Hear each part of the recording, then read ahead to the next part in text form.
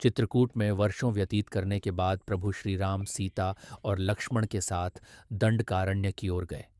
रास्ते में वे ऋषि अत्रि और माता अनसुया के आश्रम में रुके, जहां माता अनसुया ने सीता को दिव्य वस्त्र और आभूषण भेंट किए।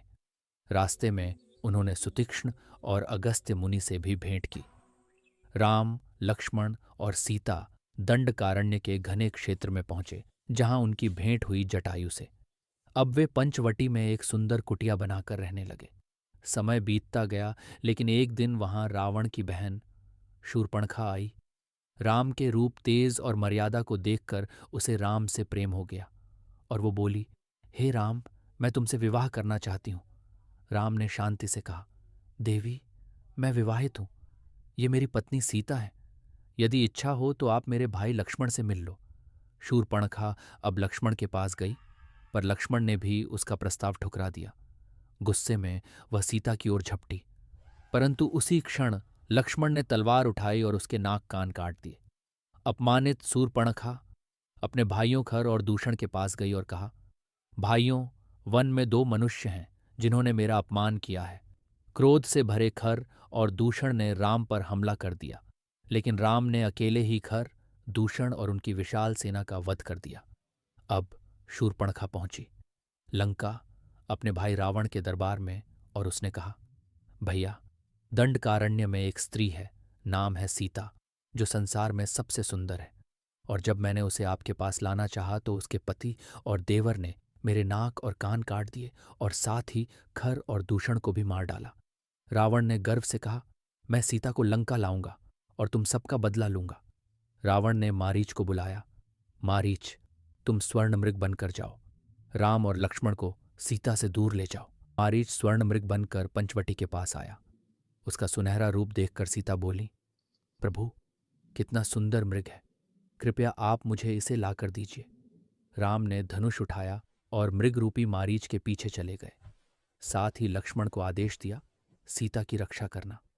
कुछ समय बाद उस मृग का पीछा करते हुए राम ने जब अपना तीर चलाया और वो उस मृग को लगा, तो वो जोर से राम की आवाज में चिल्लाया, लक्ष्मण, लक्ष्मण।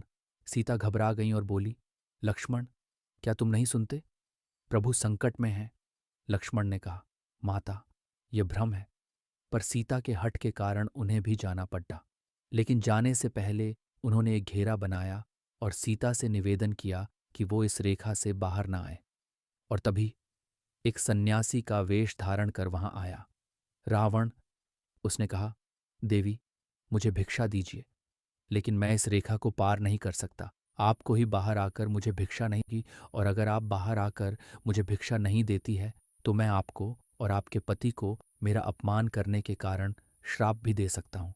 सीता ने रेखा पार कर भिक्षा दी, और उसी क्षण रावण ने अपना रूप प्रकट किया और उसने सीता को पकड़ लिया और अपने पुष्पक विमान में बैठाकर लंका की ओर उड़ गया। सीता चीख उठी, प्रभु राम, बचाओ!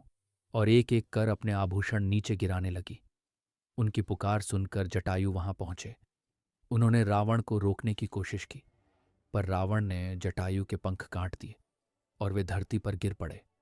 कुछ समय बाद जब राम और लक्ष्मण लौटे तो कुटिया खाली थी। सीता को खोजते हुए राम और लक्ष्मण जटायु से मिले। जटायु ने बताया, रावण सीता को दक्षिण दिशा में ले गया है। यह कहकर उन्होंने प्राण त्याग दिए। फिर यात्रा जारी रही। सीता की खोज में राम और लक्ष्मण आगे बढ़े और पहुंचे शबरी के आश्रम में। शबरी ने प्रेम से बेर भेंट की, जिन्हें राम ने आनंदपूर्वक स्वीकार किया। शबरी ने कहा, प्रभु, अब आप ऋषयमुख पर्वत की ओर जाइए। वहां आपका मिलन सुग्रीव से होगा।